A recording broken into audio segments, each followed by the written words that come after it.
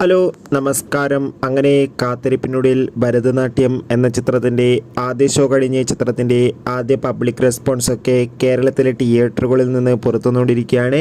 ആ ഒരു അപ്ഡേഷനാണ് ഇന്നൊരു വീഡിയോ ഭാഗത്ത്. വീഡിയോയിലേക്ക് വരുമ്പോൾ വീഡിയോ ലൈക്ക് ചെയ്യുക, ചാനൽ സബ്സ്ക്രൈബ് ചെയ്യാൻ വേണ്ടി ശ്രമിക്കുക.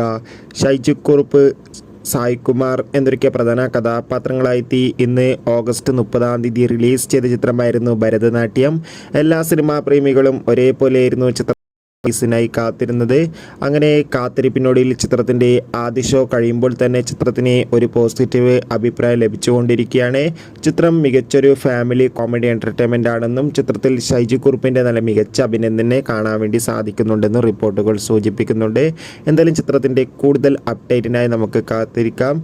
ചിത്രം കണ്ടവരുടെ അഭിപ്രായം കമൻറ്റ് ബോക്സിൽ രേഖപ്പെടുത്തുക. ഈ വരുന്ന ഓഗസ്റ്റ് സെപ്റ്റംബർ മാസം ധാരാളം ചിത്രങ്ങൾ OTT റിലീസ് ചെയ്യുന്നു. ചാനൽ പരിശോധിച്ചാൽ നിങ്ങൾക്ക് കാണാം.